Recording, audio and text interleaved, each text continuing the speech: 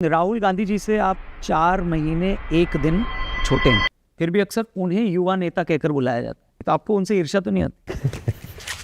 कि जात हमारी ब्रह्म है और माता पिता है राम, और घर अपनों है शून्य में अनहद में विश्राम। बीजेपी की एक बुरी बात, व्यक्तिगत रहने दी। वॉशिंग मशीन है भाजपा, तो कहना क्या चाह रहे हैं, गंदगी गठरी कहाँ है? कि आप लोग विपक्ष को खत्म करने की कोशिश कर रहे हैं। केजरीवाल जी जेल में, हेमंत सोरेन जी जेल में, ऐसे तो फिर 400 के आप लोग 500 पार कर लेंगे। सर प्लीज ये मत करिए, वरना लोग चैनल बदल देते हैं।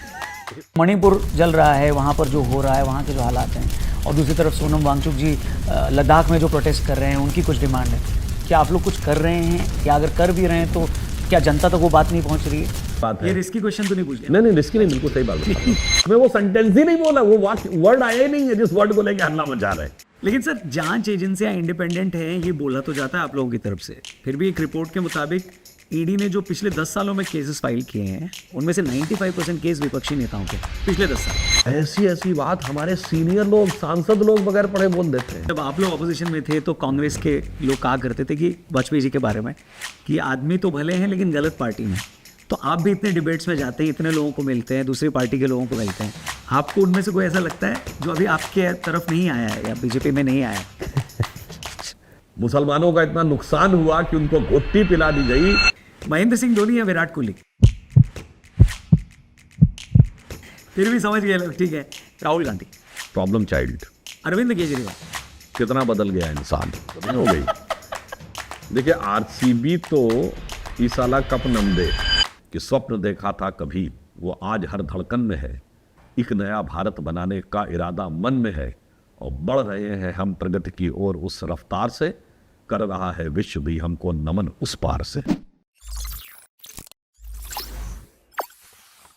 नमस्ते, जय हिंद, जय श्री राम। मेरा नाम है रौनक और आप देखना शुरू कर चुके हैं हमारा पहला एपिसोड द रौनक पॉडकास्ट। स्वागत स्वागत स्वागत आप सभी लोगों का। आज के इस पहले एपिसोड में, आज के इस स्पेशल एपिसोड में मैं एक ऐसी शख्सियत से आपको मिलवाऊंगा जिनके बारे में यह कहा जाता है कि अगर ये चाहें तो विकिपीडिया को भी ट्यूशन पढ़ा सकते हैं। और तो और गूगल मैप भी जब रास्ता भटकता है तो सर को फोन लगाता है कि सर भटक गए हैं, थोड़ा गाइड करिए। और तो और फरवरी और मार्च के महीने में जब मौसम बदलता है तो इतना तो लोगों को वायरल नहीं होता जितने वायरल सर के वीडियोस हो जाते हैं। हर न्यूज़ चैनल की पहली पसंद, और जिस भी प्रोग्राम में आ जाएं उसके सुपर हिट होने की गारंटी हो जाती है। इसीलिए तो हमने अपने पहले पॉडकास्ट में और इस एपिसोड में सर को बुलाया है। So please put your hands together, जोरदार तालियों से स्वागत करें Wikipedia of Indian politics Sudhanshu Trivedi ji का। सर प्रणाम, नमस्कार, जय श्री राम, आपका स्वागत है। कैसे हैं आप? जी नमस्कार। चुनावी रौनक चढ़ रही है जी, तो रौनक के शो में आना तो बनता ही। Yes, thank you very much sir. वैसे राहुल गांधी जी से आप 4 महीने 1 दिन छोटे हैं, फिर भी अक्सर उन्हें युवा नेता कहकर बुलाया जाता है। आपके नाम के आगे कभी मैंने नहीं सुना कि युवा नेता सुधांशु त्रिवेदी जी, तो आपको उनसे ईर्ष्या तो नहीं आती?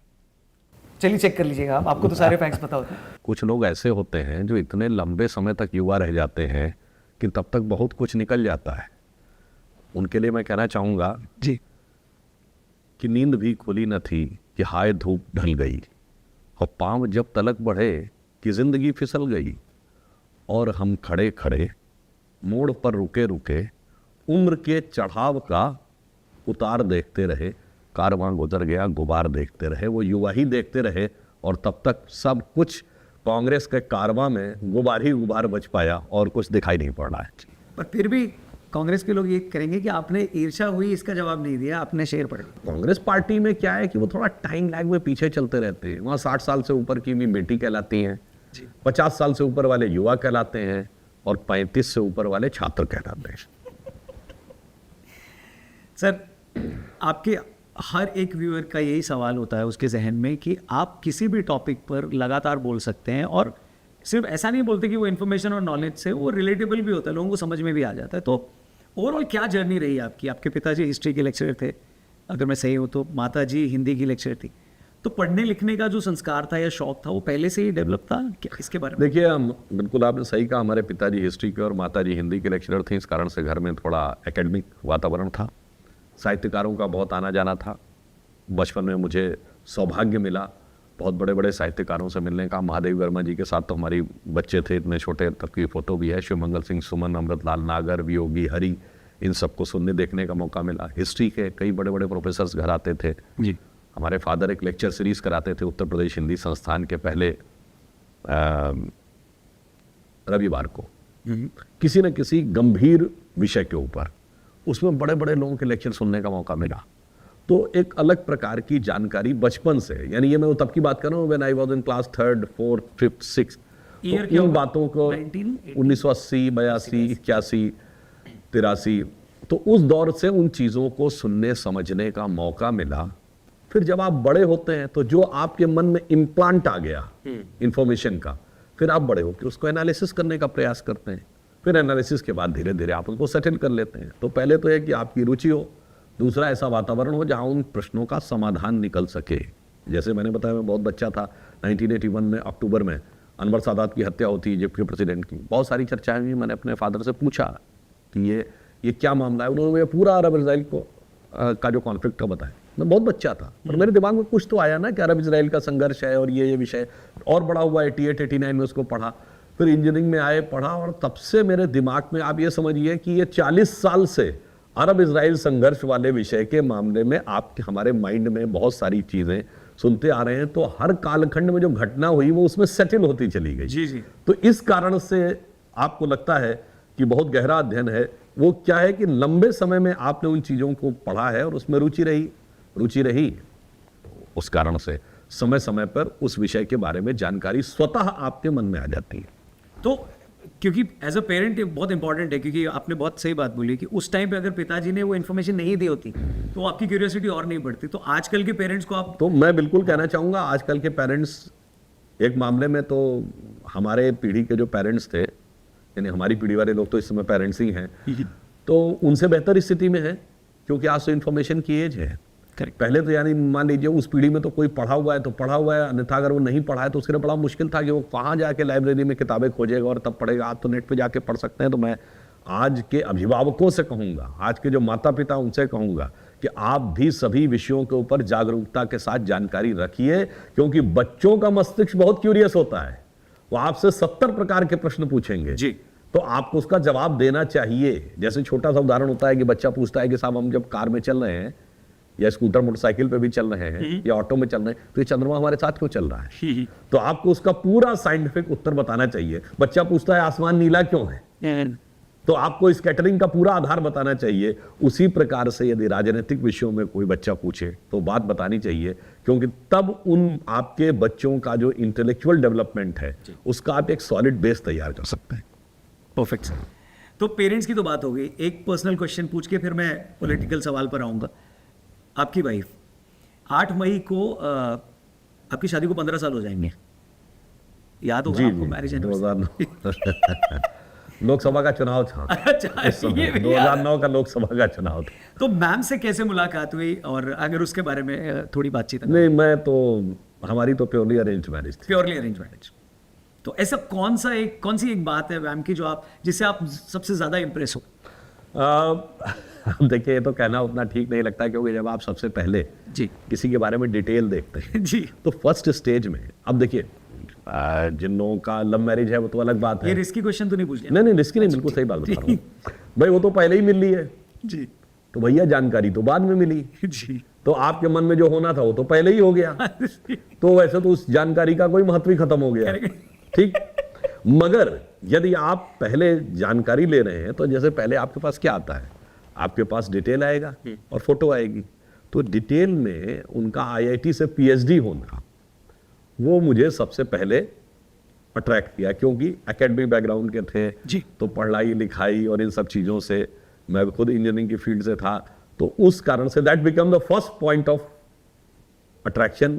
फिर मुलाकात होना, बातचीत में उनके माता पिता परिवार का वो, फिर हमारी माता जी गई थी साथ में, उन्होंने जो अपना असेसमेंट किया, उस समय तक हमारे फादर नहीं थे, तो फिर जो जी माता जी ने कहा वही ठीक है। इसी पे एक और टिप, क्योंकि आपने अभी इससे पहले पेरेंट्स के लिए बोला, जब आप एक लाइफ पार्टनर को चुनते हैं तो आपके हिसाब से, क्योंकि आपका एक्सपीरियंस है, आपने पूरी दुनिया देखी है, हर मुद्दे पर आप बड़े सटीक तरीके से बताते हैं, what is that one factor do you suggest? देखिए, यहाँ पर मैं एक दूसरी बात कहूँगा। जी सर। किसी भी व्यक्ति से पूछिए कि भाई तुम्हारे मन में कभी ये भाव तो नहीं आता कि अमुक व्यक्ति ये लड़का ज़्यादा अच्छा दिख रहा, काश मेरा बच्चा ये होता ना, मेरा ही बच्चा सबसे अच्छा है। मेरा बेटा या बेटी अच्छी है, हम किसी दूसरे बच्चे को देख के नहीं कहते काश ये मेरा बेटा होता। मेरे माँ बाप सबसे अच्छे हैं, मैं किसी दूसरे को देख के नहीं कहता कि काश ये मेरे फादर होते, ये मेरी मदर होती। मेरा अब ठीक है, बड़े होके प्रॉपर्टी लेके लड़ाई हो जाए अलग बात है, मगर जब तक आप बच्चे रहते हैं तो मेरा भाई और मेरी बहन ही अच्छी है। परफेक्ट। ये क्यों आता है? और फिर हस्बैंड वाइफ में ही क्यों ये फीलिंग आ जाती कि ये अच्छा है या वो अच्छा है? उसका कारण क्या है कि बाकी सारे संबंध पति पत्नी के अलावा आप लेके पैदा होते हैं तो उनमें डिवोशन और उनके साथ कनेक्शन एक अलग डायमेंशन पे होता है, क्योंकि आप में मानते हैं दिस इज माय डेस्टिनी, यही मेरा है। जहां पे आप सिलेक्शन करते हैं वहां फीलिंग आती है सिलेक्शन में मुझसे गलती तो नहीं हो गई, सिलेक्शन में मैंने ये तो नहीं कर दिया, और वहां से समस्या आनी शुरू होती है। इसलिए मेरा मानना है, और मैं ये भी बात बता दूं, किसी को गलतफहमी नहीं रहना चाहिए। अगर आप बिल्कुल साइंटिफिकली देखें तो कोई भी व्यक्ति कहता ना कि मुझे अपनी एक्सपेक्टेशन के अकॉर्डिंग ये मेरा लाइफ पार्टनर है, ना, किसी को दूसरे से कोई प्यार नहीं होता।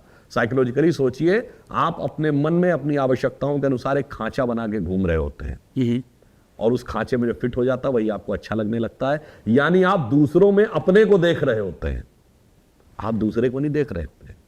तो कोई दूसरे से प्यार नहीं कर रहा है, मैं ईमानदारी की बात कहूं, सब अपने से प्यार कर रहे हैं। और आजकल की युवा पीढ़ी को यह भी ध्यान रखना चाहिए, ये जो कहते हैं ना आज तो उसके साथ प्रेम चल रहा था और फिर ब्रेकअप हो गया। मैं बहुत साफ कहना चाहता हूं, प्रेम में ब्रेकअप नहीं हो सकता। जो ब्रेकअप हो जाए वो प्रेम नहीं हो सकता। प्रेम में सांसें ब्रेक हो जाती हैं, ब्रेकअप नहीं होता है।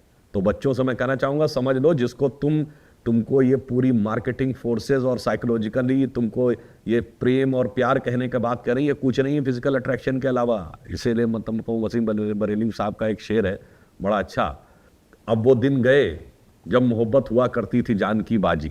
वो पूरा शेर ये है, माना मुझे अपना हाल बयां करना नहीं आता, पर तुझे भी तो उसे एहसास करना नहीं आता। वो दिन गए जब मोहब्बत हुआ करती थी जान की बाजी, अब कोई बिछड़ जाए तो कोई मर नहीं जाता। और आज तो उल्टा है, मर नहीं जाता नहीं, मार के काट के टुकड़े में भर के सूटकेस में भर देता है। तो मैं बच्चों से कहूंगा, be very clear about you, very clear about what is love and what is attraction.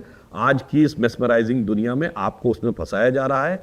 इसलिए अपने मदर फादर से, अपने टीचर से, अपने सीनियर से सारी बातें डिस्कस करके तब जिंदगी के बारे में निर्णय लीजिए। किसी मोमेंट्री इंपल्स में निर्णय मत लीजिए, उसके तमाम दुष्परिणाम आज आपको तमाम जगहों पर नजर आते हैं। Perfect sir. सिर्फ पर्सनल से थोड़ा पॉलिटिकल सवालों की तरफ आ जाते हैं। अब की बार 400 पार ये नारा हर तरफ चल रहा है, पर जो एक सीरियस एलिगेशन जो आपकी पार्टी और सरकार पर लग रहा है वो ये है कि आप लोग विपक्ष को ख़त्म करने की कोशिश कर रहे हैं। केजरीवाल जी जेल में, हेमंत सोरेन जी जेल में है, ऐसे तो फिर 400 के आप लोग 500 पार कर लेंगे। जो लोग ये कहने का प्रयास करते हैं, तो मैं ये बताना चाहता हूं कि आज सोनिया जी और राहुल जी जिस मामले में बेल पे हैं, वो अक्टूबर 2013 में, नेशनल हेराल्ड केस अक्टूबर 2013 में दिल्ली हाई कोर्ट के द्वारा स्टार्ट हुआ था, हमारी सरकार नहीं थी। डीएमके के नेता ए राजा उकड़िमोजी 2011 में जेल गए, हमारी सरकार नहीं थी। सुरेश कलमणी 2010 में जेल गए, हमारी सरकार नहीं थी। मुलायम सिंह यादव जी के ऊपर 2007 में आय से अधिक संपत्ति का मामला दर्ज हुआ, हमारी सरकार नहीं थी। शिबू सोरेन 2006 में जेल गए, जेएमएम के नेता, हमारी सरकार नहीं थी। करुणानिधि 2000 में जेल गए, लालू यादव 1997 में जेल गए, जयललिता 1996 में जेल गई, और झारखंड मुक्ति मोर्चा रिश्वत कांड 1994 में हुआ। और एक और मैं बात कह दूं, इनमें से कोई ये नहीं कह सकता कि उनकी सरकारों ने कोई केस शुरू किया। ये सारे केस याचिकाकर्ता लोग कोर्ट में गए, कोर्ट के आदेश पे केस शुरू हुए, कोर्ट के आदेश पे जांच हुई और ये लोग जेल में गए।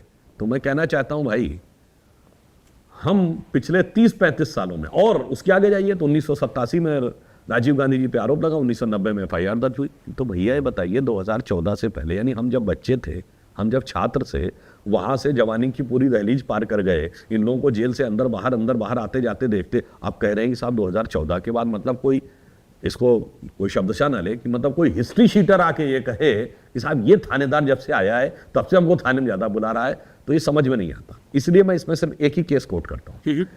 अभी कोर्ट का जजमेंट आया सुप्रीम कोर्ट का, जिसने कहा कि यदि सांसद विधायक रिश्वत लेकर कोई वोटिंग करते हैं तो अब उनको वो इम्यूनिटी नहीं रहेगी, वो बचाव नहीं रहेगा जो 1994 के झारखंड मुक्ति मोर्चा रिश्वत कांड में था, जिसमें झारखंड मुक्ति मोर्चा के 3 सांसदों पे बात साबित हो गई कि उन्होंने पैसा लेकर कांग्रेस की सरकार को विश्वास मत में बचाया था। पर कोर्ट ने कहा था चूंकि कोई सांसद यदि कोई कार्य संसद में कर रहा है तो उसके ऊपर मुकदमा नहीं चल सकता, वो बच गए थे। और आज हम कहाँ बैठे हैं 2024 में। तो मैं लाइटर नोट कहना चाहूँगा, बहुत बार हमने फिल्मों में वो डायलॉग सुना है 20 बरस पहले की बात है, तो मैं कहना चाहता हूँ 30 बरस पहले की बात है। यही जेएमएम था और यही कांग्रेस थी। आज भी अगर सोरेन साहब जेल गए हैं तो वही कांग्रेस है और वही जेएमएम है। तो जो पुराना फिल्म का गीत था ना, तो उसे हम थोड़ा परिवर्तित करके कह सकते हैं कि 30 साल पहले ये दोनों दल, ये सारे भ्रष्टाचारी दल एक दूसरे से कह रहे हैं कि 30 साल पहले मुझे तुमसे प्यार था, जिया बेकरार था, यही भ्रष्टाचार था, आज भी है और कल भी रहेगा। लेकिन सर, जांच एजेंसियां इंडिपेंडेंट हैं ये बोला तो जाता है आप लोगों की तरफ से, फिर भी एक रिपोर्ट के मुताबिक ईडी ने जो पिछले 10 सालों में केसेस फाइल किए हैं उनमें से 95% केस विपक्षी नेताओं के पिछले 10 साल में, मतलब 121 में से 115, जो एक रिपोर्ट मेरे पास है। लेकिन यूपीए सरकार के टाइम ईडी ने 10 सालों में जो टोटल केस फाइल किए थे उनमें से सिर्फ आधे ही ऑपोजिशन पर थे। तो इसका क्या रिबटल है, इसका कैसे जवाब है? वो अपोजिशन क्या थी, जरा उसे डिफाइन करेंगे। यही तो बदल गया है। उस आधे में कौन था? जेएमएम भी थी, उसमें मुलायम सिंह भी थे, उसमें मायावती भी थी। ये सारे उस समय उसमें वो लोग अपने पक्ष का मानते थे। मैं एक और बात कहना चाहता हूं, चलिए, ये 17वीं लोकसभा चल रही है और 18वीं लोकसभा के लिए हम लोग चुनाव में हैं।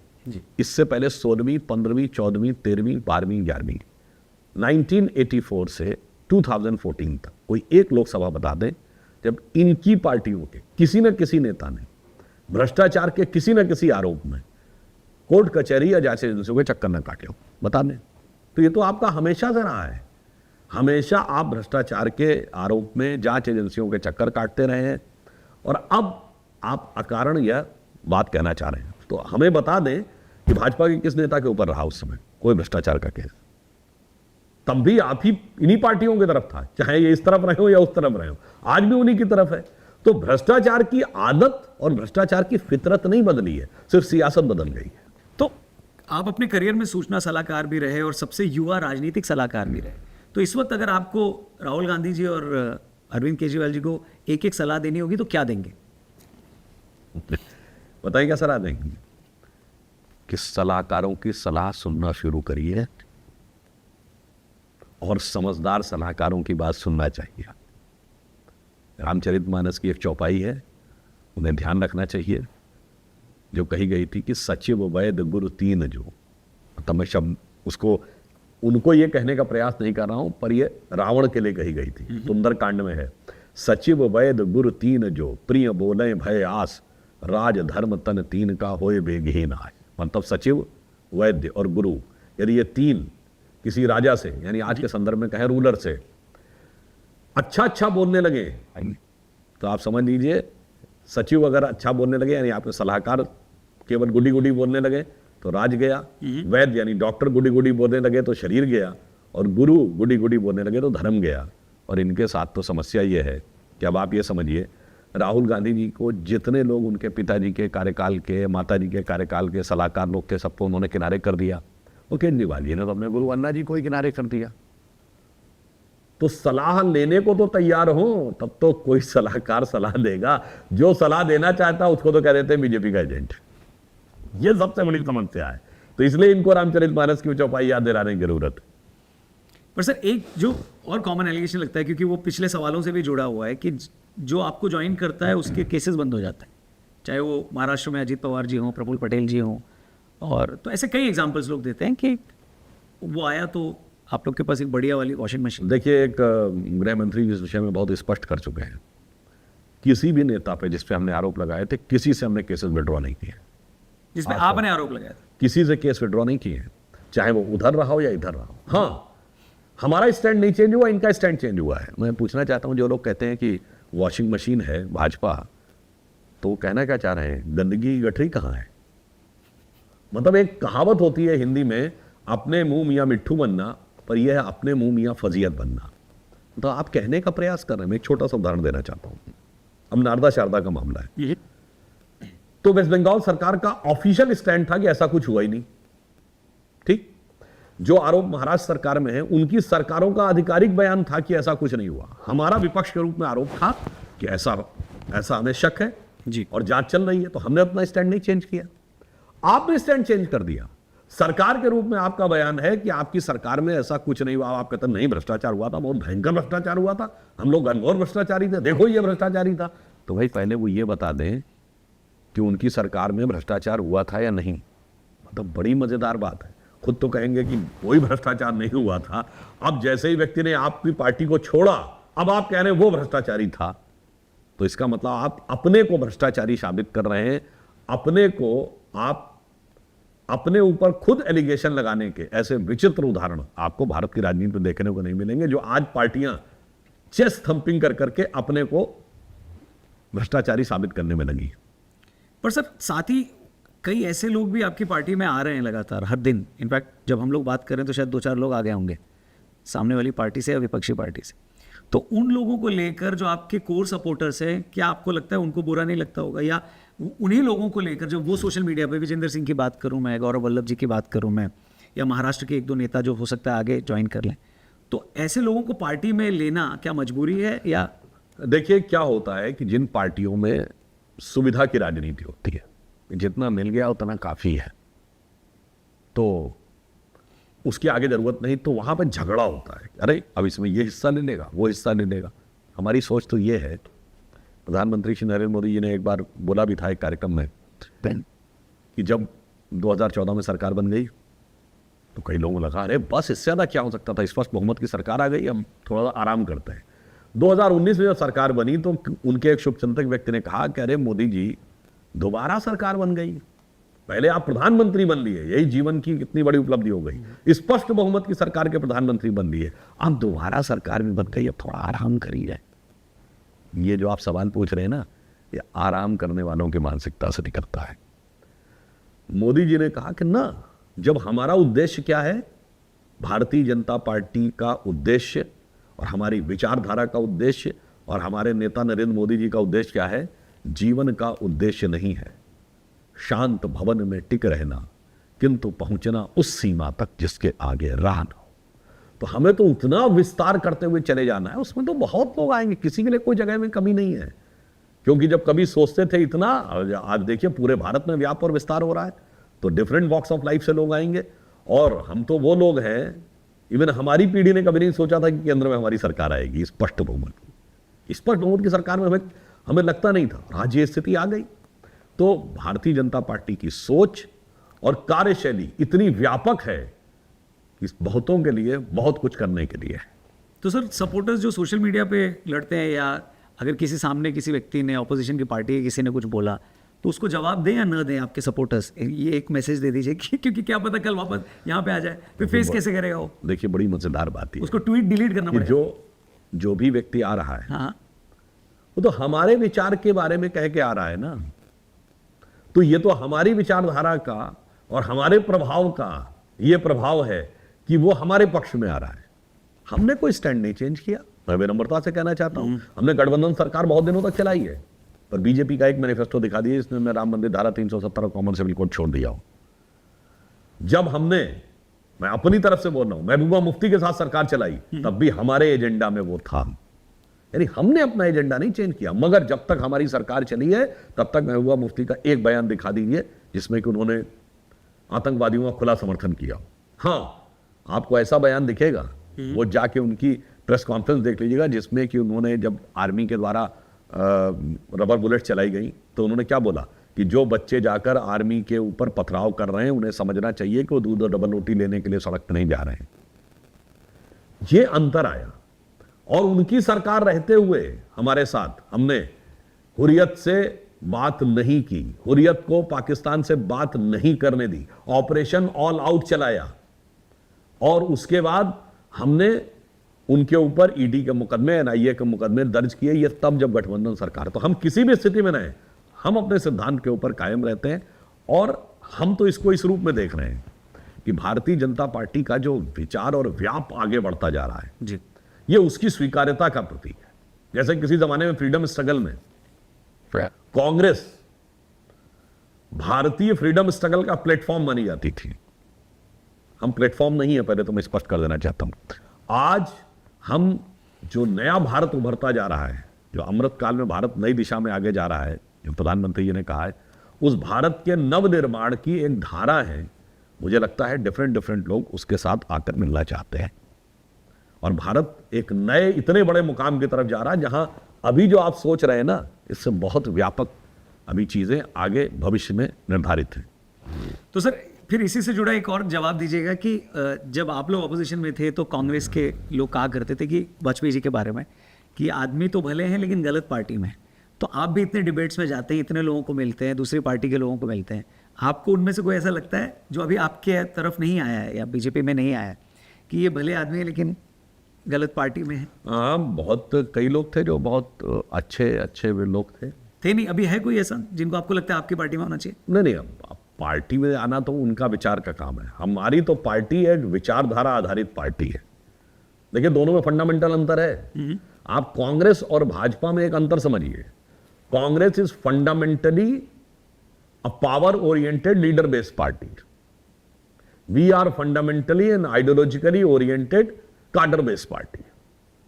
तो दोनों में बहुत अंतर है। हम कैडर बेस्ड हैं और विचारधारा से प्रेरित हैं, जिस विचारधारा को वो हिंदुत्व कहते हैं। ठीक, इसलिए हमारे यहां नैसर्गिक नेतृत्व निकलता है। वो सत्ता प्रेरित है और लीडर आधारित है, तो वहां लीडर का महत्व है। हमारे यहां लीडर स्वतः निकलता है। और अगर आप देखें तो भारत के इतिहास में 2 ही प्रधानमंत्री हुए जिनके प्रधानमंत्री बनने से वर्षों पहले जनता ने कहा यह प्रधानमंत्री होना चाहिए। एक अटल बिहारी वाजपेयी जी, हम लोग बहुत बच्चे थे, पुरानी पीढ़ी से पूछिएगा, 40 साल से लोग कहते थे कि प्रधानमंत्री होना चाहिए। एक मोदी जी, 2007 के बाद का कोई सर्वे दिखाइएगा जिसमें मोदी जी की पॉपुलैरिटी प्राइम मिनिस्टर के रूप में, जब तक वो घोषित हुए थे अथवा नहीं हुए थे, दोनों स्थितियों में मिनिमम 50% से ऊपर ना आई हो। और इतना ही नहीं, 2012 के बाद तो आप राह चलते सड़क पे किसी आदमी से पूछते कि प्रधानमंत्री कौन होना चाहिए, तो आदमी कहता था मोदी जी होने चाहिए। ये अंतर है। इस ढंग से नेतृत्व खड़ा होता है। आज आप किसी से पूछिए तो पता लगता है कि कौन कहता नहीं साहब, देश में तो प्रधानमंत्री मोदी जी होने चाहिए। तो इसलिए उनकी सोच और हमारी सोच में अंतर। इसे ऑन द लाइटर नोट मैंने एक कहीं व्हाट्सएप पे देखा था कि कहा कि मोदी जी की बात सुनकर जो मतदाता है वो भाजपा को वोट देने के लिए प्रेरित हो जाता है, जो न्यूट्रल मतदाता। जी। और राहुल जी की बात सुनकर वो भाजपा को वोट देने के लिए विवश हो जाता है। तो लेकिन आपने नाम नहीं बताया कि कोई ऐसा व्यक्ति जिसको आप मिले हो जो या अभी कंफर्टेबल नहीं है या जनरली नाम नहीं लेना चाहिए। देखिए, मैं कहना चाहूंगा व्यक्तियों के आकलन जी को उनका राजनीतिक कैरियर पूरा होने के बाद ही करना चाहिए। ओके, तो वो बेटर रहता है। जैसे अगर आप पिछले नेताओं की बात करें जो लोग नहीं हैं, इनमें कांग्रेस ने एक से एक शानदार नेता दिए। कोई चीज बोलनी चाहिए तो 2 कारण होते हैं जी। एक है स्वांता सुखाए या परांता सुखाए। भाई आपके मन में आया भाव और आपने बोल दिया। तो जो हम लोग कहते हैं ना गीता में निष्काम भाव से कर्म करो, तो यदि आप ये काउंट करने लगेंगे कि किसने शाबाशी दी और किसने शाबाशी नहीं दी, तो फिर आपका ध्यान विषय से हटकर शाबाशी की तरफ जाने लगेगा और फिर यहीं से समस्या होती है। इसके लिए नरसिम्हा राव की किताब द इनसाइडर पढ़िए। ओके, उन्होंने कहा कि जब आप शाबाशी की तरफ ध्यान दे रहे हैं तो कुछ समय के बाद आपका ध्यान इसमें आ जाता है कि कम काम करके भी ज्यादा शाबाशी कैसे ली जाए। फिर अगला स्टेज आती है कि केवल शाबाशी के द्वारा काम कैसे कर लिया जाए। तो इनसाइडर में नरसिम्हा राव ने लिखा था कि नेहरू जी के दौर से इंदिरा जी के दौर तक आते आते किस ढंग से चीजें बदली और राजीव जी का दौर आते आते वो चाटुकारिता में बदल गई। इसलिए मेरा मानना है पार्टी, हमारा केंद्रीय नेतृत्व, ये हमें पता है जी, बहुत व्यवस्थित ढंग से हर चीज के बारे में नजर रखता है। प्रधानमंत्री जी का सिस्टम बहुत ऑब्जेक्टिव है, एनालिटिकल है और हर व्यक्ति के को जो कार्य असाइन है उसके बारे में उनका प्रॉपर फीडबैक रहता है और वो उपयुक्त दृष्टि से समुचित निर्णय देते हैं और जिस व्यक्ति को जो दायित्व देना होता है वो देते हैं। और यहां मैं ये भी कहूंगा कि चूंकि हमारे प्रधानमंत्री जी बहुत टेक सेवी हैं, तो उस टेक्नोलॉजी का भी सही यूज करते हैं। एक दौर था जब अगर आप टेक्नोलॉजी को नहीं यूज करें तो किसी व्यक्ति के बारे में इतना आसान नहीं था इंफॉर्मेशन को रियल सेंस में गैदर करना। करेक्ट। तब तो होता था ना, कोई आपको कुछ बता रहा है और बताएगा, बताने में पता नहीं वो किस रूप में बताएगा। तो प्राइम मिनिस्टर इतने टेक सेवी हैं, उनका सिस्टम, कि वो हर चीज के बारे में एक real time information and with concrete facts, with irrefutable facts, वो सारी चीजें देखते रहे। और वो मैंने लाइव देखा है, नेशनल क्रिएटर्स अवार्ड हुआ था, उसमें देश के हजारों क्रिएटर्स आए थे, कुछ क्रिएटर्स को अवार्ड भी मिला था। आप मुझे बधाई भी दे सकते हैं। जी हाँ, बिल्कुल। और आपने कहा था कि जब प्रधानमंत्री से कभी मिलूंगा तो मैं कहूंगा मैं बहुआ। मैं देख रहा था उस समय। तो उस समय जब प्रधानमंत्री जी मंच पर थे और जब एक एक करके क्रिएटर्स उनसे मिलने आए, तकरीबन 23 लोग आए उनसे मिलने, तो हर एक क्रिएटर का एक यूनिक फील्ड था और हर उस फील्ड से वो उनसे ऐसे बात कर रहे थे जैसे लग रहा था कि शायद कितने टाइम से उनको जानते हैं, और वो बहुत रिलेटेबल था। भले वो 40 सेकंड से 1 मिनट 40 सेकंड की बातचीत थी, तो जैसे आपने कहा। पर सर, एक जो निकल के आई इस बातचीत से मैसेज कि क्या वैलिडेशन बहुत ज़रूरी है, क्योंकि आज की यंग जनरेशन, स्पेशली जो लोग कंटेंट क्रिएशन में, उनको वैलिडेशन बहुत चाहिए कि मेरा ये प्रोडक्ट या मेरी ये क्रिएटिविटी लोग देख रहे हैं, अप्रिशिएट कर रहे हैं। तो क्या उनको ये नापना चाहिए कि वैलिडेशन मिले, या फिर करते रहना चाहिए? देखिए, जो आपने ये बात कही, इसमें एक तो जो आपने मुझसे पहला प्रश्न पूछा था उसका उत्तर भी निहित हो जाता है। युवा किसके साथ अपने को जोड़ता है। अब सोचिए प्राइम मिनिस्टर जी की सोच, या आप सब लोग जो युवा लोग हैं, ये लोग डिफरेंट डिफरेंट फील्ड्स में जो क्रिएटिविटी कर रहे हैं, आप सोचिए कि उन पे कितनी कॉम्प्रिहेंसिव नजर है और वो उस चीज को कितनी गहराई से देख रहे हैं और उसको रिकॉग्नाइज एंड अप्रिशिएट दोनों कर रहे हैं। यानी उसका निर्धारण और उत्साहवर्धन जी दोनों ही कर रहे हैं। ये होता है क्योंकि इसमें एक और कारण है, मैं यहां पे थोड़ा डिफरेंट रखूंगा। लोग इसको कोई राजनीति की दृष्टि से और भाजपा की दृष्टि से देखेंगे ना। प्रधानमंत्री जी की बहुत क्लैरिटी है इस मामले में। वो क्या है कि अब भारत यदि उभर रहा है, उन्होंने कहा कि अमृत काल है, अगले 25 साल का टारगेट है। अब 25 साल में जो आज के युवा हैं, यही तो 25 साल बाद किसी महत्वपूर्ण स्थान पर बैठ के कोई ना कोई दायित्व का निर्वाह कर रहे होंगे। तो उनका कहना है कि ये जो पोटेंशियल उभर रहा है, वो चाहे स्टार्टअप में उभर रहा हो, चाहे वो हाइड्रोजन एनर्जी और सोलर एनर्जी जैसे नए चीजों में उभर रहा हो, या वो आर्टिफिशियल इंटेलिजेंस, स्पेस टेक्नोलॉजी और कंपोजिट मटेरियल में उभर रहा हो, या वो आर्ट की क्रिएटिविटी में उभर रहा हो, या इंटरनेट पे कंटेंट क्रिएशन में उभर रहा हो, हर जगह उसको बूस्टअप देने की जरूरत है। आप सोचिए, एग्जाम वॉरियर की बात करते हैं, वो 10 साल और 12 साल के बच्चे, अरे वो कब वोटर बनेंगे 10 साल के बाद, तो उतनी दूर की राजनीति की बात। अब 25 साल के बाद कौन होगा कौन नहीं होगा किसको पता। और प्रधानमंत्री जी ने तो इतनी बड़ी बात कही कि ये 25 साल वो आधार बनाएंगे जो 1000 वर्ष तक के भारत के भविष्य का निर्धारण करेगा। चलो 25 वर्ष बाद तो कोई हो सकता है, कोई नहीं हो सकता, किसी का 1000 वर्ष बाद तो कोई नहीं होने वाला ना। तो ये अंतर है हमारी सोच और विपक्षियों की सोच में। उनकी सोच चुनाव मूलक है, हमारी सोच सभ्यता मूलक है। Their thought is electoral, our thought is civilisational. हम 1000 साल आगे के भारत के बारे में भी सोच रहे हैं और 10,000 साल पुराने भारत के बारे में भी सोच रहे हैं। इसलिए युवा पीढ़ी को सही दिशा देना और उसका सही उत्साहवर्धन करना, ये जो प्रधानमंत्री जी की इस सोच के तहत वो कार्य हुआ था, जो आपने कहा था, ये जो अवार्ड दिए गए थे। सर, एक ऐसा मुद्दा जिस पर आप लोगों को सबसे ज्यादा क्रिटिसाइज किया जाता है और आपसे सबसे ज्यादा सवाल पूछे जाते हैं कि एक तरफ तो आप लोग क्लेम करते हैं कि आप लोगों ने रशिया और यूक्रेन का वॉर रुकवा दिया, वहीं दूसरी तरफ मणिपुर जल रहा है, वहाँ पर जो हो रहा है, वहाँ के जो हालात हैं, और दूसरी तरफ सोनम वांगचुक जी लद्दाख में जो प्रोटेस्ट कर रहे हैं, उनकी कुछ डिमांड है। इन राज्यों के बारे में क्या आप लोग कुछ कर रहे हैं, या अगर कर भी रहे हैं तो क्या जनता तक वो बात नहीं पहुँच रही है? इस पर बताइए सर। मैं बताना चाहता हूँ, जो रशिया यूक्रेन की बात है, हम लोगों ने क्लेम नहीं किया। ये तो एक इंटरनेशनल रिपोर्ट आई थी और जिसमें मोदी जी के अलावा और भी 2-3 नेता थे, उनमें से मोदी जी को भी लिया गया था। तो ये तो हमारा क्लेम नहीं था, ये फैक्ट था।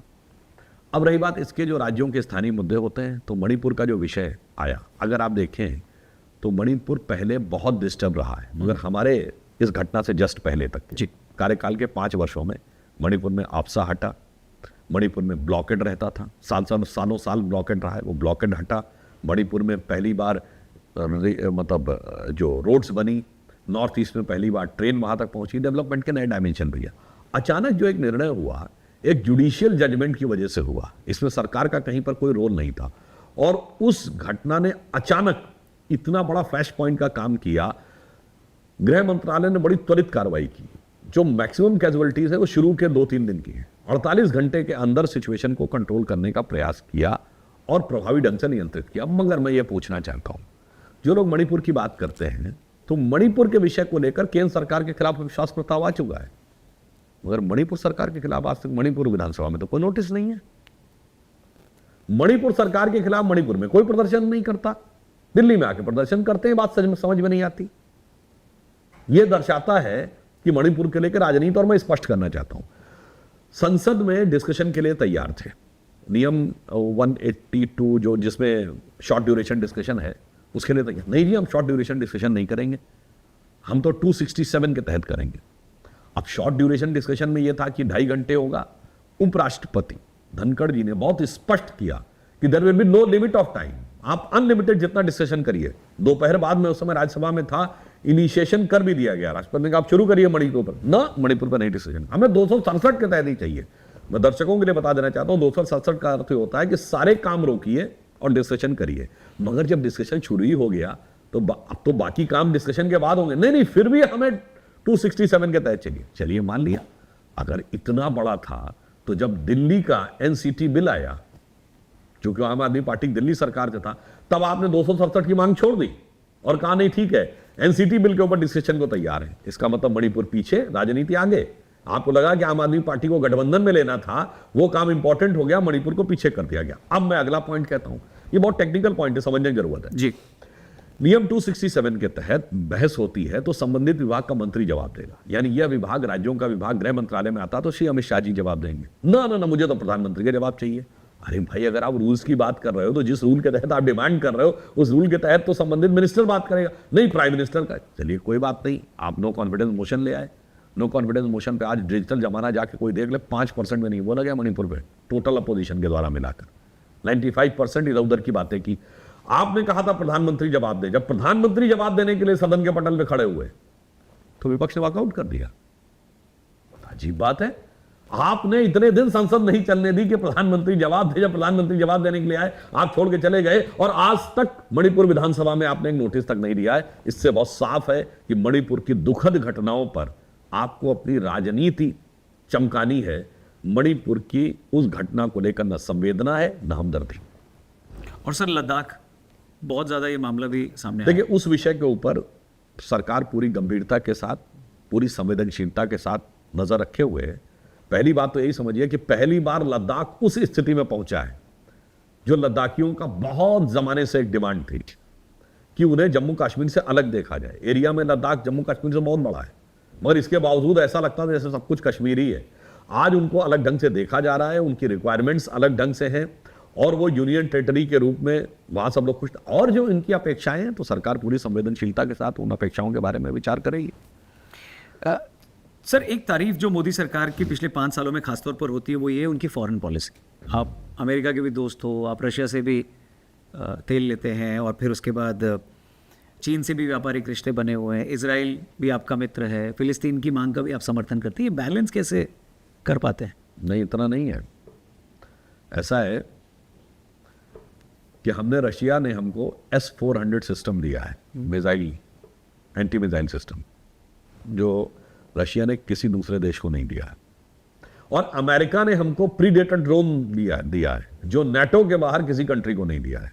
आप सोचिए, यह भारत की क्षमता का प्रतीक है। कैसे? मैं आपको बता रहा हूं। अब आप ये भी देखिए, रशिया कहता है India is our traditional ally, America कहता है India is our strategic ally. मतलब आप समझिए, हम क्वाड में हैं और S-400 पा रहे हैं। हम रशिया से ऑयल खरीद रहे हैं और प्रीडेटर ड्रोन भी पा रहे हैं। क्यों? हमने दृढ़ता के साथ और स्पष्टता के साथ अपने विषय को इनके सामने रखा है, और इसमें कई फैक्टर्स हैं, एक फैक्टर नहीं है। देखिए, भारत ने अपनी, मोदी जी के आने के बाद जो पूरी अर्थव्यवस्था की एक रिजुविनेशन हुआ है, उससे हम जिस ढंग से उभर के सामने आए। दूसरा, इंडिया की फॉरेन पॉलिसी का एक बहुत बड़ा वीक पॉइंट, हम एक सॉफ्ट स्टेट माने जाते थे। हमारी फौज जीतती थी, हम समझौते की टेबल पे सब हार के चले आते थे। जो जनसंघ के जमाने में हम लोगों का नारा होता था कि कौम न हारी, फौज न हारी, हार गई सरकार हमारी, सब हम समझौते की टेबल पे छोड़ आते थे। मतलब 93,000 प्रिजनर ऑफ वॉर हमने छोड़े, बांग्लादेश बनाया, उसका तो क्रेडिट लेने का प्रयास करते हैं, ठीक है। पीओके क्यों नहीं सॉल्व किया उस समय? अच्छा चलिए, ये हमारे 54 प्रिजनर ऑफ वॉर जो पाकिस्तान में थे वो हमने वापस नहीं दिए, 93,000 दे दिए। तो ये जो विचित्र स्थितियां चलती थी, अब भारत ने दिखाया कि अब भारत एक अलग स्थिति में, पहले कोई भी आता था यहाँ आतंकवादी घटना करके चला जाता था, आया घुस के मार के चला गया, भारत घुस के मार के आता है। तो इनमें अंतर आया। और दूसरा, हमने उन देशों को समझाने में भी सफलता हासिल की कि हम आपके हित का भी ध्यान रख रहे हैं और आप हमारी परिस्थिति को भी समझिए। आप याद करिए, व्लादिमीर पुतिन के साथ बात करते हुए प्रधानमंत्री मोदी जी ने भारतीय छात्रों को लाने के लिए दोनों सरकारों का शुक्रिया किया, यूक्रेन का भी और रशिया का भी। और अभी यूक्रेन के विदेश मंत्री भारत के दौरे पे थे। आप सोचिए, भारतीय छात्रों को लाने के लिए यूक्रेन और रूस दोनों की फौजों ने उन बसों को आने दिया। इससे पहले यमन में लड़ाई हुई तो यमन के दोनों वॉरिंग ग्रुप्स, मतलब यमन की सरकार और जो यमन के विरोधी थे, वो 2 घंटे के लिए सीज फायर करते थे ताकि भारतीयों के जहाज आ सके। और हमने 19 देशों के नागरिकों को उससे निकाला, जिसमें हमारे अगल बगल वाले नेपाल, बांग्लादेश, पाकिस्तान वाले तो थे ही थे, इसके अलावा तमाम यूरोपियन देश और अमेरिका के लोगों को भी निकाला। तो ये भारत की दक्षता का प्रमाण है। और कई को पूछेगा, चलिए आपने कह दिया, ये हुआ कैसे? मैं एक उदाहरण बताना चाहता हूँ। मोदी जी ने आगे बाद फॉरेन पॉलिसी में क्या चेंज किया? इससे पहले क्या होता था, फॉरेन पॉलिसी 3 चीजों पे घूमती थी, स्ट्रेटेजिक एस्पेक्ट, मिलिट्री एस्पेक्ट और इकोनॉमिक एस्पेक्ट। जी। उन्होंने 2 नए डायमेंशन जोड़े, कल्चरल डिप्लोमेसी और डायस्पोरा, यानी भारतवंशी। जी। इससे पहले कभी प्रधानमंत्री आता तो भारतवंशियों को एड्रेस नहीं करता था, अब भारतवंशियों से एड्रेस करते हैं। जो कल्चरल डिप्लोमेसी है उसके साथ कनेक्ट किया। पहले लोग कल्चरल डिप्लोमेसी से कनेक्ट करने में डरते थे, उनको लगता था भारत की राजनीति में आंतरिक मामले के ऊपर उनके ऊपर हिंदुत्व की छाप ना लग जाए, कि अगर वो काठमांडू के पशुपतिनाथ मंदिर में जाकर दर्शन करते नजर आएंगे, अगर वो बौद्ध मंदिर में जाकर दर्शन करते नजर आएंगे थाईलैंड में, तो ये ना लगने लगे कि दूसरा समुदाय नाराज हो रहा है। तो इस कारण से यह स्थिति बनी। और फिर कुछ साहब लीडर की पर्सनल कैपेबिलिटी भी होती है कि जो व्यक्तिगत संबंध बैरक ओबामा से लेके और जॉय बाइडेन तक, और आपने देखा ऑस्ट्रेलिया के प्राइम मिनिस्टर से लेके और ब्रिटिश प्राइम मिनिस्टर तक, प्रधानमंत्री जी ने डेवलप करने में सफलता हासिल की है। और उसका भी श्रेय, और मैं उसका सब कुल मिलाकर सारा श्रेय जानते हैं किसको देना चाहता हूं? किसी को श्रेय नहीं है, 140 करोड़ देश की जनता को श्रेय। आपने स्पष्ट बहुमत दिया है, स्पष्ट बहुमत दिया तो मजबूत सरकार आई, एक मजबूत नेता को दिया जिसको आपने इतनी शक्ति दी कि वो निर्णायक निर्णय मजबूती के साथ ले सके और अपनी बात को मजबूती के साथ अंतर्राष्ट्रीय धरातल पर रख सके। तब यह दिन देखने को मिला। तो आज जानते हैं क्या दिन आया है कि स्वप्न देखा था कभी, वो आज हर धड़कन में है। एक नया भारत बनाने का इरादा मन में है और बढ़ रहे हैं हम प्रगति की ओर उस रफ्तार से, कर रहा है विश्व भी हमको नमन उस पार से।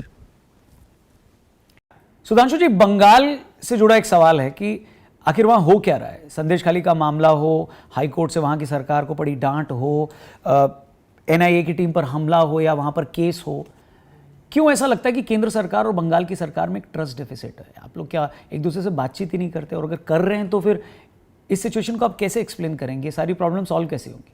देखिए, बंगाल में तृणमूल कांग्रेस एक विचित्र प्रकार की मना स्थिति में, जिसे अगर हम ईमानदारी से कहना चाहें, लोकतंत्र बचाने की लड़ाई हमारी है कि नहीं, ये आज की बात थोड़ी है। याद करिए कितने बरस पुरानी बात है जब ममता जी ने कहा था कि प्रधानमंत्री जी का फोन आया और मैंने फोन पे बात नहीं।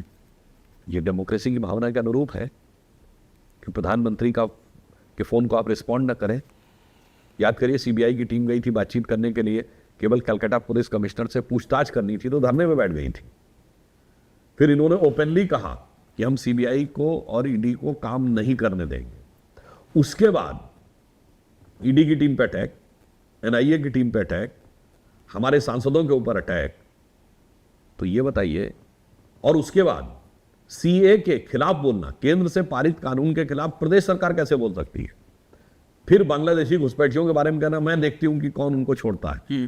तो साहब, ये जो बदलाव आ रहा है, ये जो हरकतें दिखाई है तृणमूल कांग्रेस ने, उसकी वजह से ये परिस्थिति उत्पन्न हुई है। क्योंकि उनको ये लगता है कि भारतीय जनता पार्टी ही इकलौती ऐसी पार्टी है जो धरातल पर मजबूती से लड़ रही है। वरना लेफ्ट को साफ कर दिया, कांग्रेस को साफ कर दिया।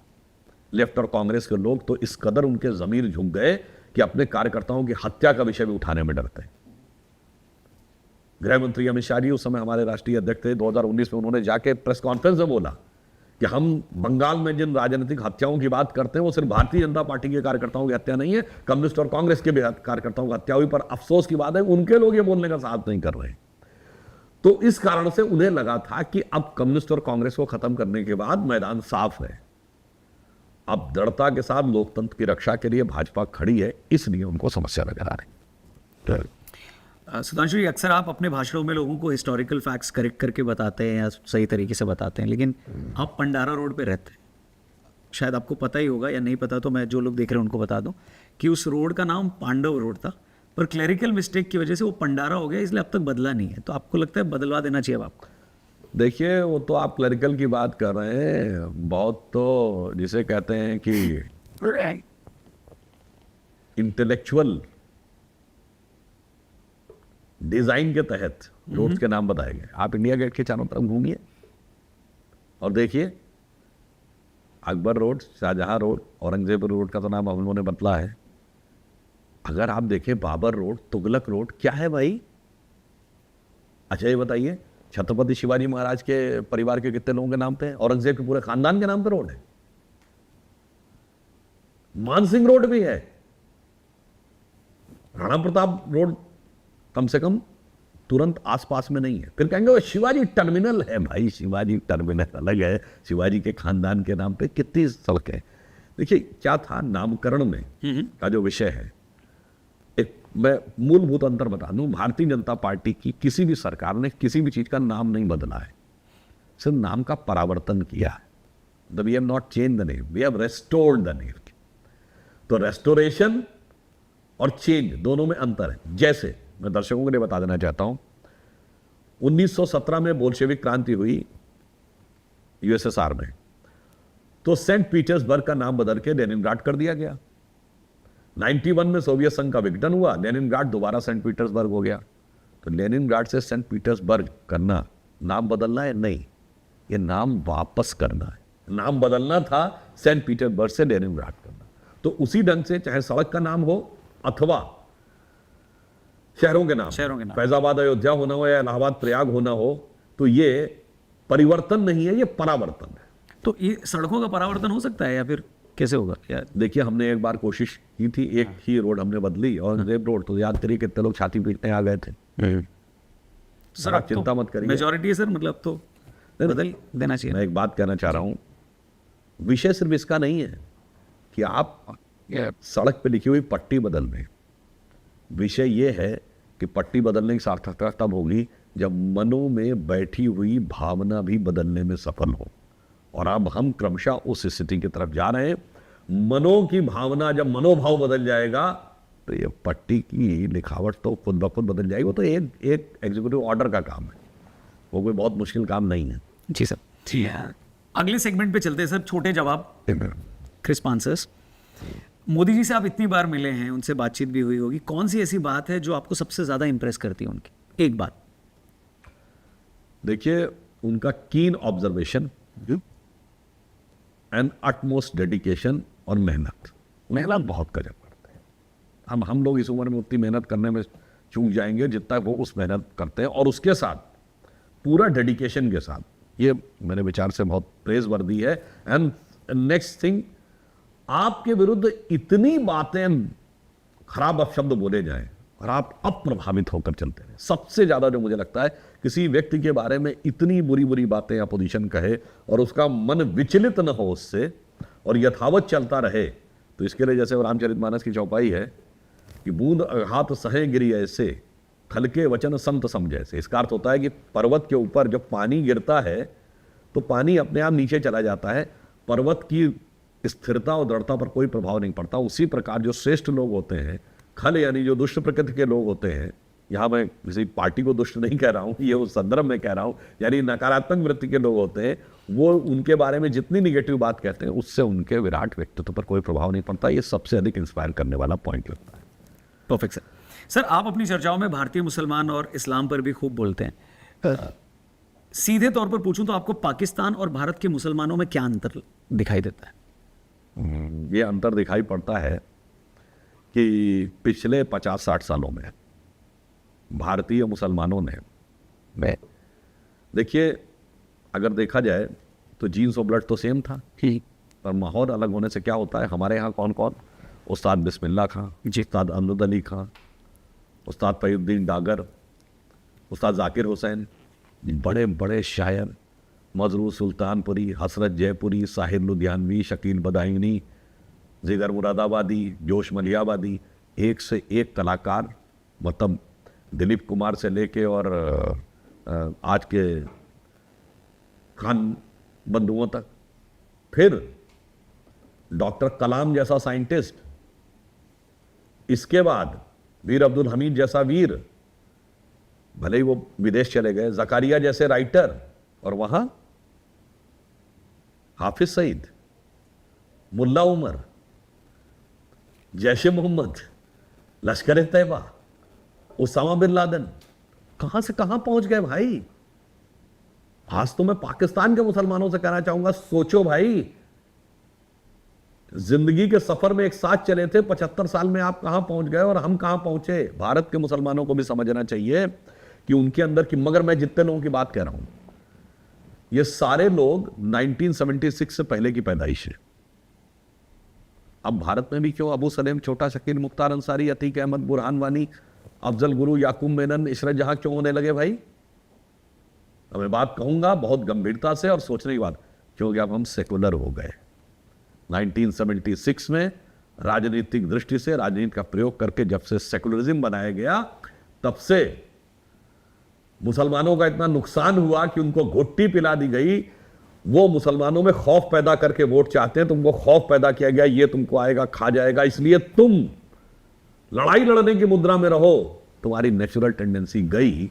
जिससे मैं एक लाइन में कहूंगा, जो मैं पहले भी बोल चुका हूं, पार्लियामेंट में भी बोल चुका हूं, कि मुसलमान इस चक्कर में फंस गए कि उन्हें यह समझाया गया कि फलां को तुमसे बड़ी अदावत है और मुझे तुमसे बड़ी मोहब्बत है। तो जो एक पंक्ति में कह सकता हूं कि किसी को किसी की मोहब्बत ने मारा, किसी को किसी की अदावत ने मारा, और शराफत अली को सेकुलर सियासत ने मारा। सर, आप इतने वेल रेड हैं, 3 किताबें जो आप यंग जो जनता ये वीडियो देख रही है उनको रेकमेंड करेंगे कि ज़रूर पढ़नी चाहिए आपको, धार्मिक किताबें छोड़। देखिए, भारत में तो इतना बड़ा वाङ्मय है, भारतीय संस्कृति।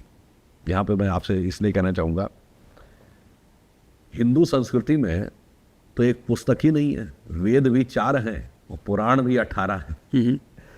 तो अगर आप ये देखें तो वेदांग भी 6 हैं और दर्शन भी 6 हैं, और कम से कम 11 जो हैं वो उपनिषद हैं। तो 1 या 2 किताब कहना तो बहुत उपयुक्त नहीं प्रतीत होता है, परंतु फिर भी मैं कहूँगा कि धार्मिक विषयों को अगर अलग रखने, वेद पुराण उपनिषद तो पढ़ने चाहिए। फिर हमारे यहाँ 3 किताबें अगर मानी जाए तो मैं ये कहूँगा, हमारे यहाँ कहा गया प्रस्थानत्रयी। 3 पुस्तकें अगर आप पढ़ेंगे, इनको प्रस्थानत्रयी क्यों कहते हैं? इन 3 को पढ़ने से प्रस्थान का अर्थ होता है इस वर्ल्डली अफेयर के बियॉन्ड की जर्नी की आप शुरुआत कर सकते हैं। वो 3 क्या हैं? ब्रह्मसूत्र, उपनिषद और Shrimad Bhagavad Gita. These are the sum and substance of philosophy. अब किसी को लगे कि ये बहुत मुश्किल है तो मैं कहूँगा विवेकानंद का ज्ञान योग पढ़ लीजिए, आप श्री अरविंदो की लाइफ डिवाइन पढ़ लीजिए, स्वामी राम तीर्थ की पुस्तक पढ़ लीजिए। बहुत सी ऐसी पुस्तकें हैं जिनको आप पढ़ लीजिए। और थोड़ा साइंटिफिक में पढ़ना है तो मैं कहूँगा कार्ल सैगन की किताबें पढ़िए, मिशियो काकू की किताबें पढ़िए। बहुत सारी चीज़ें इसमें, एविन शॉडिंगर की किताब व्हाट इज़ लाइफ पढ़िए। मतलब इतना सब कुछ है। यह तो कुछ ऐसा है कि भारत का अर्थ क्या होता है? भा अर्थात ज्ञान का प्रकाश और रत अर्थात लगा हुआ। तो निरंतर अनुसंधान करिए। और मैं अंत में एक बात कहूँगा, बाकी सब पढ़ना छोड़कर अंतर में अपने को समझना शुरू करिए, और तब आपको सारा ज्ञान स्वतः प्राप्त होने लगेगा। क्योंकि हमारे यहाँ ज्ञान प्राप्ति का विषय नहीं, अनुभूति का विषय। तो अपने हृदय में शून्य पैदा करिए, अपने हृदय में अनहद नाद का अनुभव करिए, ज्ञान तो खुद ब खुद आ जाएगा। जिसे एक पंक्ति में कहा गया है कि जात हमारी ब्रह्म है और माता पिता है राम, और घर अपनो है शून्य में अनहद में विश्राम। ये भारतीय संस्कृति के लिए कहा गया है। तो हमारा ये कहना है कि अनुभूति का प्रयास करिए, ज्ञान खुद ब खुद आ जाएगा। कोई कहेगा भाई वो फिलॉसफिकल बात है, ऐसा कैसे हो सकता है? तो मैं कहूँगा बताऊँ कैसे हो सकता है जी।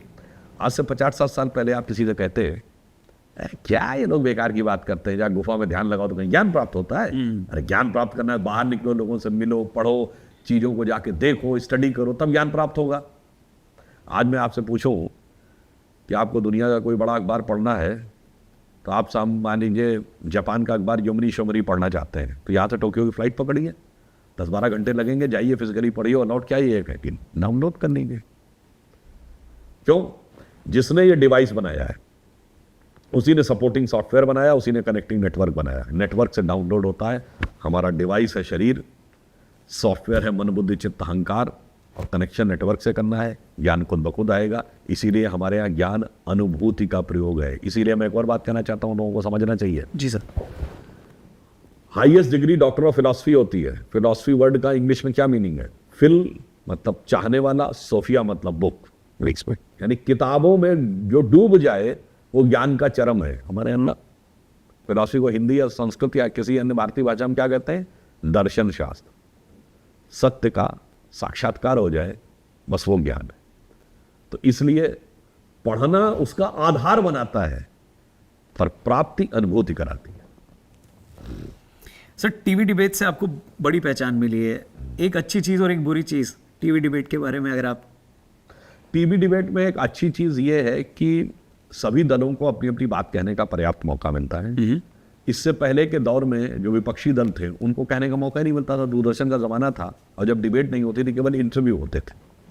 तो इंटरव्यू सामान्यतः विपक्षी दलों के नेताओं के होते नहीं थे। होते थे तो सरकार अपने हिसाब से जो चाहती थी वो एडिट और कट-छांट कर सकती थी।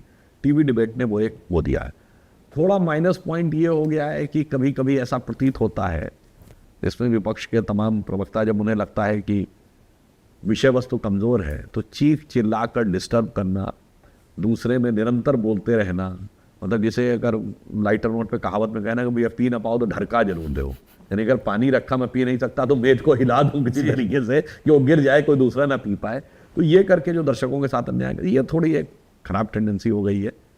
इस पर थोड़ा नियंत्रण रखना चाहिए, क्योंकि मुझे ऐसा लगता है जी सर कि दर्शक इसको लाइक नहीं करते। जैसे मैं एक बताऊंगा, नाम नहीं लूंगा, टीवी चैनल का, ज्यादा चाव चाव होने लगी तो एंकर ने कहा कि सर प्लीज ये मत करिए वरना लोग चैनल बदल देते हैं। इसका मतलब अब टेंडेंसी लड़ाई देखने की नहीं है, ज्यादा लड़ाई होने लगी तो लोग कहते हैं अरे छोड़ो यार, दूसरी जगह देखो जहां शांति से बात समझ में आ रही हो। बिल्कुल। तो कभी किसी बहस में आपके मुंह से कुछ ऐसा निकला है जिसके बाद आपको अफसोस हुआ कि ये नहीं बोलना चाहिए था? कोई ऐसी बात याद आती है आपको? अभी कोई ऐसी तो कई बातें रहती, लगता है ये बोल देते तो और अच्छा था। पर कोई बात का अफसोस नहीं हुआ कि ये गलत बोल ऐसी दिया? कोई बात तो नहीं ध्यान आती है। चलो लोगों पे छोड़ता हूँ, अगर आपके पास कुछ है तो सर को टैग जरूर करिएगा उसमें। बहुत सारे हम लोगों के वीडियो 10-10 सेकंड के निकाल के कर दिए जाते हैं, आउट ऑफ कॉन्टेक्स्ट किताब किसी पॉइंट को लेके, और उसको फला वर्ग के विरुद्ध है, फला जाति के विरुद्ध है, फला। अरे भाई पूरी डिबेट तो देखो। मतलब मेरे ऐसे कई हुए हैं जिसमें मैंने लोगों से कहा, भाई फोन आया मेरे पास, अरे आपने ऐसा कैसे बोल दिया? मैंने कहा भाई तुमने पूरी डिबेट पूरा स्पीच सुनी है? नहीं। मैंने कहा नहीं पढ़ी आपने, 1 घंटा 41 मिनट की है और आप 10 सेकंड को लेकर बहस कर रहे हैं जी। और वो भी किसी ने आपको वीडियो भेज दिया किसी जाति के विरुद्ध। अरे बोला ही नहीं है भाई, वहां विषय जो है वो है परिवारवाद, और आपने 10 सेकंड में ले लिया और कह दिया साहब इन 2 व्यक्तियों के विरुद्ध बोला है तो फला जाति के थे। इसलिए ये जो आजकल एक शरारत हो गई है, उस चीज को लेकर कभी कभी मन में हर्ट होता है। और दुख क्या होता मैं आपको बताऊं, मजे की बात, ऐसी ऐसी बात हमारे सीनियर लोग, सांसद लोग बगैर पढ़े बोल देते हैं। 20 सेकंड की एक क्लिप जिसमें शिवाजी के बारे में कहा गया, ये बोला गया, अरे पूरा कॉन्टेक्ट छोड़िए, उसमें वो सेंटेंस ही नहीं बोला, वो वाक्य वर्ड आया ही नहीं है जिस वर्ड को लेकर हल्ला मचा रहे। ओ भाई साहब सब हल्ला मचाए पड़े। मैंने कहा भाई 20 सेकंड की क्लिप सुन तो लो, उसमें वो शब्द ही नहीं जिस शब्द को लेकर हल्ला मचा रहे।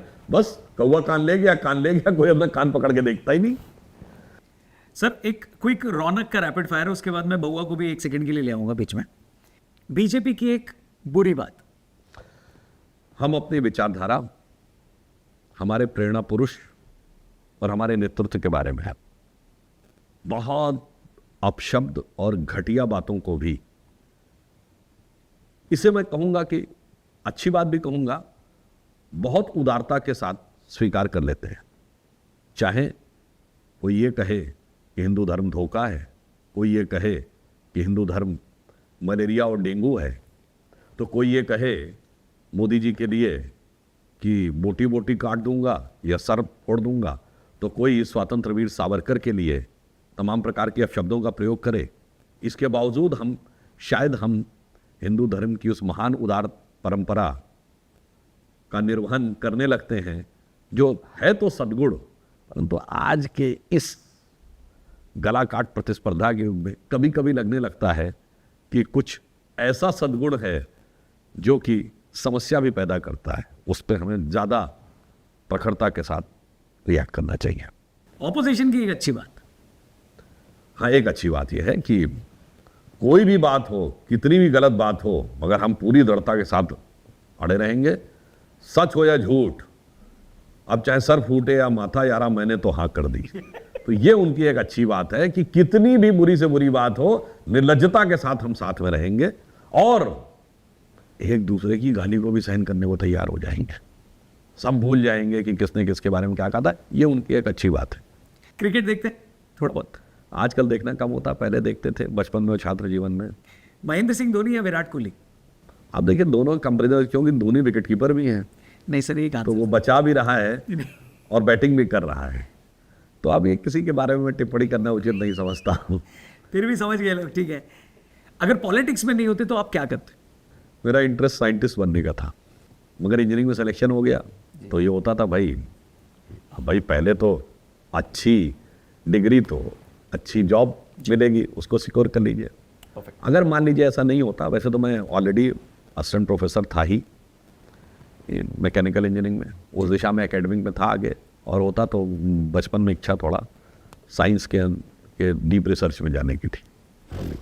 मोदी सरकार का एक काम जो सबसे पहले आपके दिमाग में आता है कि वाओ, भारत की प्रतिष्ठा और क्षमता दोनों को उठा देना, भारत का जो से कहते सोया हुआ कॉन्फिडेंस जगा देना। एक लाइन में मैं कहूँगा सर, जैसे हनुमान जी थे ना, अपनी शक्ति भूले हुए थे, भारत अपनी शक्ति भूला हुआ था, उसको जागृत करने का काम किया है। बाकी चीज़ें तो खुद ब खुद हो जाती हैं, जैसे ही आपकी शक्ति जागृत हो जाती है।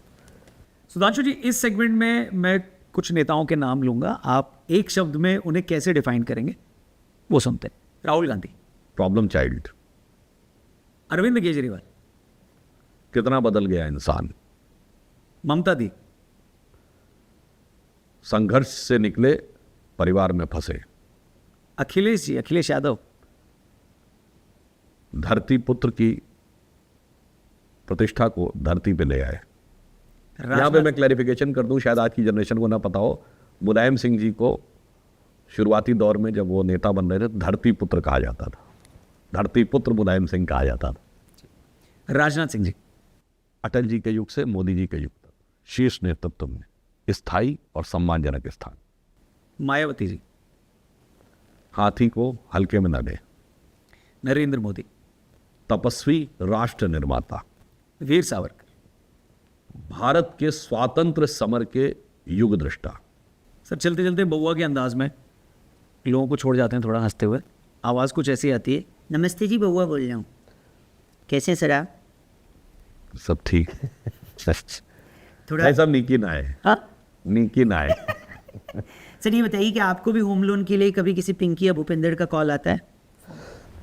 मैं तो अननोन नंबर उठाता ही नहीं हूँ।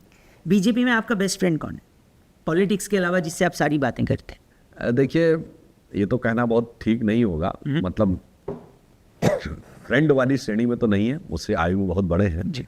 मगर राजनाथ सिंह जी से मेरा बहुत नज़दीकी और आत्मीय संबंध रहा है, तो उनसे पॉलिटिक्स के अलावा, बीजेपी के शीर्ष नेताओं में से एक है, मगर पॉलिटिक्स के अलावा भी तमाम प्रकार की बातें उनके साथ होती हैं। पहले बेंगलुरु ट्रॉफी जीतेगी या पहले राहुल बाबा पीएम बनेंगे?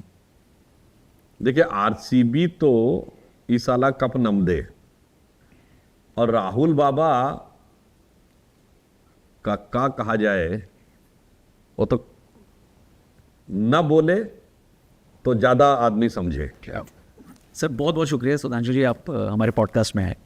चलते चलते एक सवाल जो सबके जहन में है कि धारा 370, प्रभु श्री राम जी का भव्य मंदिर, इस बार क्या, अगर फिर से आपकी सरकार आती है तो ऐसी कौन सी एक हिस्टोरिक चीज़ है जो आपको लगता है कि आपकी सरकार करेगी? देखिए, प्रधानमंत्री जी ने कहा है कि तीसरी बार में तीसरे नंबर की अर्थव्यवस्था बननी है, और भी कई बड़े और कड़े फैसले लेने हैं।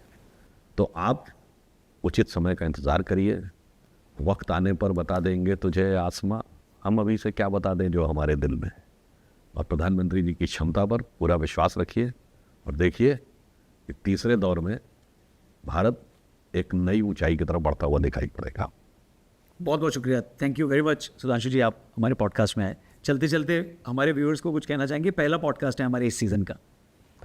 नहीं, मैं आप सभी से कहना चाहूँगा कि चुनाव का समय है, अपने अपने मताधिकार का प्रयोग अवश्य करिए, पूरे विवेक के साथ करिए, क्योंकि आचार्य चाणक्य ने कहा था राष्ट्र को उतनी क्षति दुर्जनों की दुर्जनता से नहीं हुई है जितनी सज्जनों की निष्क्रियता से हुई है।